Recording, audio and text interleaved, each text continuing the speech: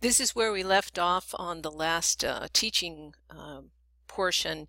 And one of the things I wanted to say is there's actually three of these chains of carbon in a triglyceride. It's not really very well showing you what a triglyceride is, the stored form of fat. So what happens is, first, of course, that is broken apart into the single units, and then you have your glycerol portion taken off. After that happens, in a process called beta oxidation, you have the long chain of carbons then broken apart into what will go right into the Krebs cycle. So the whole Krebs cycle is the same. It's just that what happens prior to getting the product into the Krebs cycle changes a little bit with regard to fats.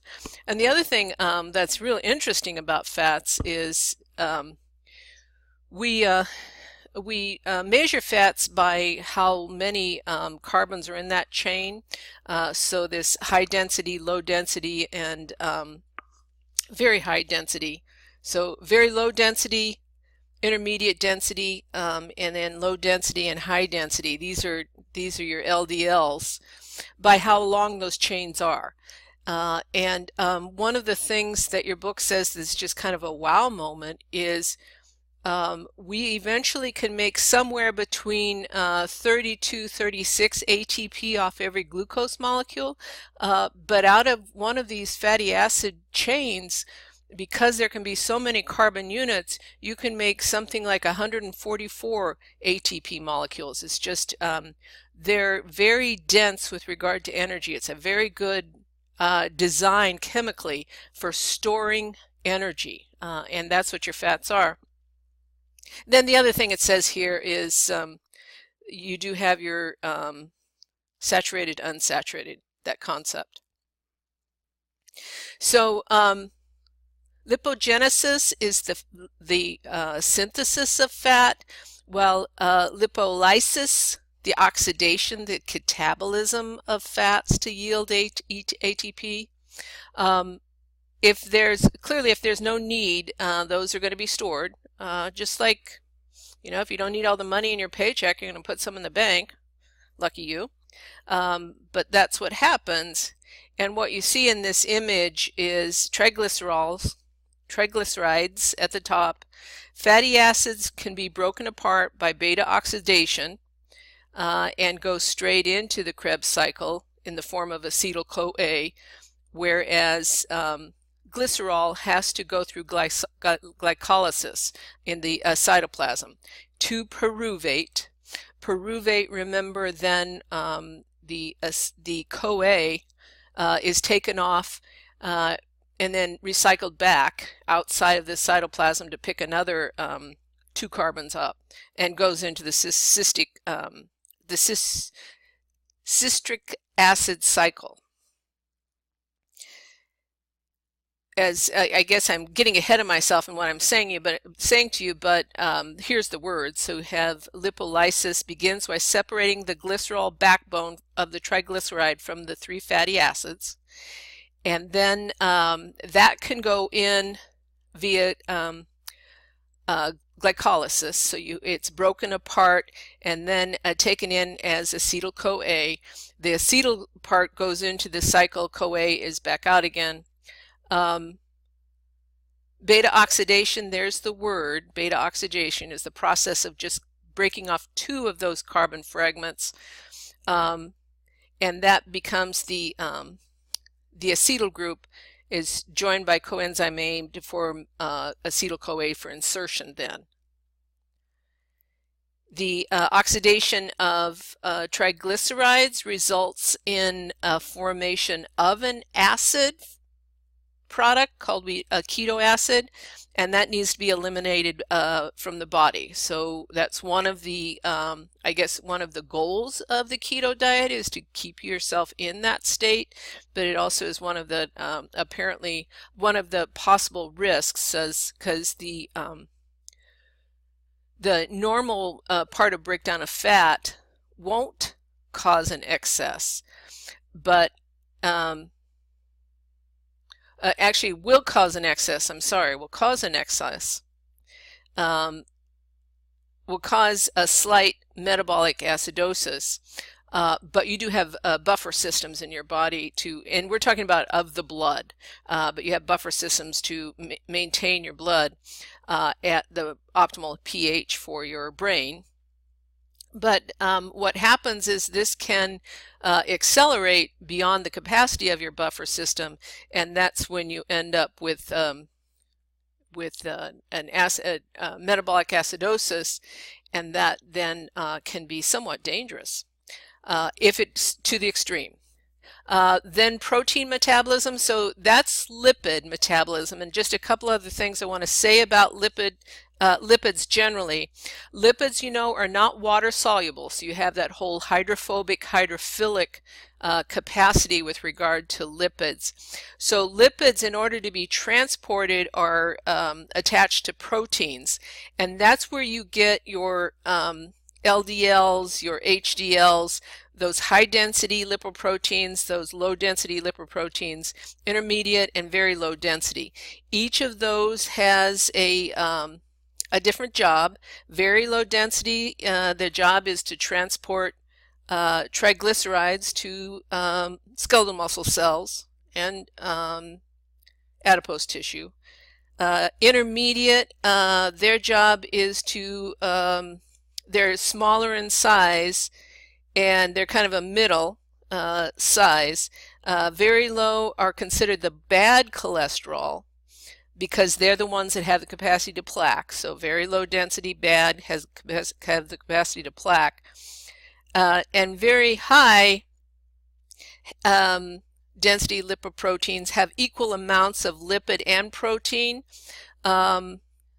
Their primary function is to transport excess cholesterol from the peripheral tissues back to the liver for storage. And that's generally considered a good thing. So knowing what each of those do is definitely something that you want to put in your mental plate, I guess you might say, put on your mental plate, speaking, and pun intended there. Protein metabolism, generally proteins are kind of saved for building more of you.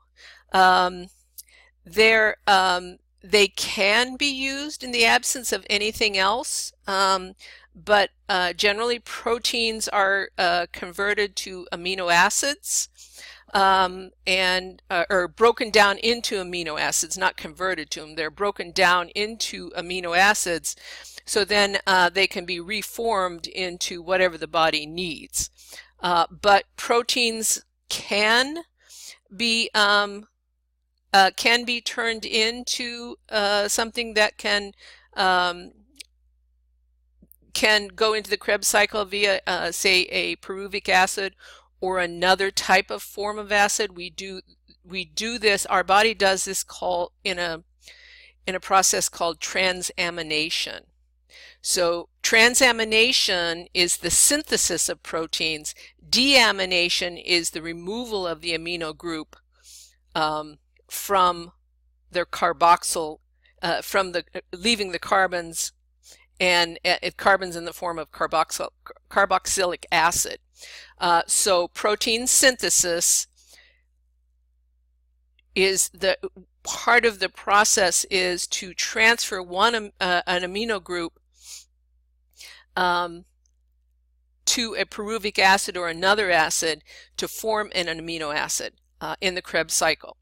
And protein catabolism, deamination, removal of that amino group. So you can understand that the food that you take in, the protein you take in, is going to be deaminated, because you cannot use that protein to make more of you. It has to be the amino, you have to remake polypeptide bonds into proteins for yourself.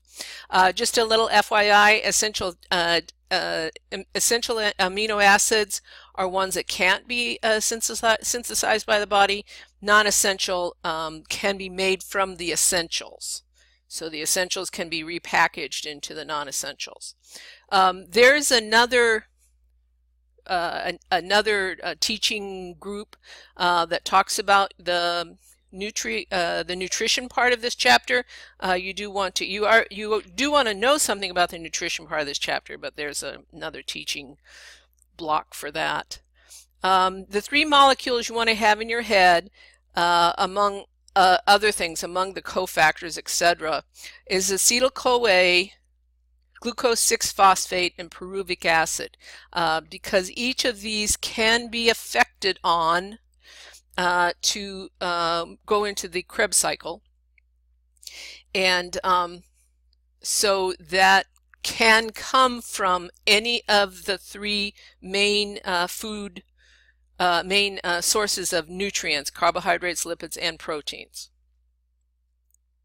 This is the image out of your book, and although hopefully we've done a kind of a job of simplifying it, probably it makes a little more sense to you now, where you are putting it all together into a continuous cycle of one set of 6-carbon glucose, and what happens to that 6-carbon glucose in the TCA cycle, Krebs cycle, citric acid cycle. The thing that I think is very important that you understand is this summary on the side in terms of where the ATP comes from, which step it comes from, and ultimately what is the final net gain of 36. So in glycolysis you have 4 from phosphorylation, 2 are used for glycolysis, a net of 2 in glycolysis.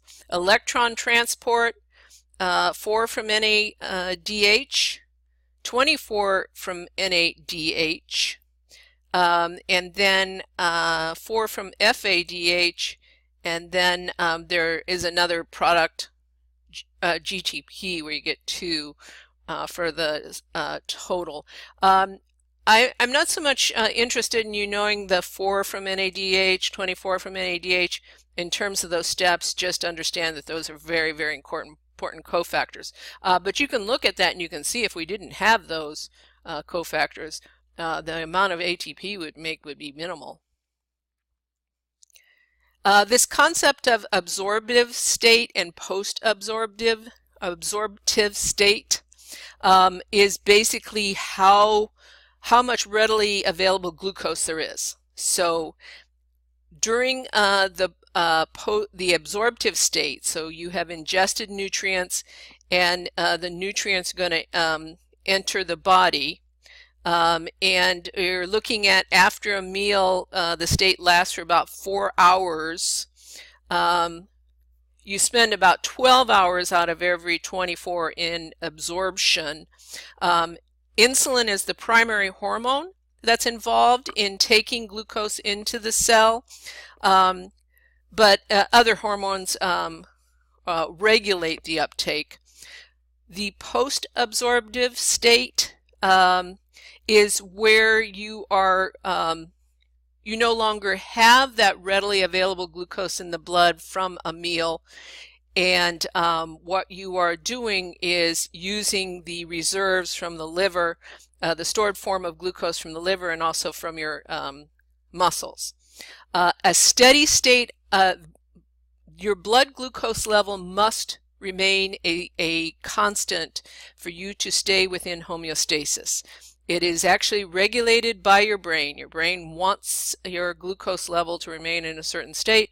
If not, it will make changes based on its need. And we will pick this one up, this particular slide up on the next one.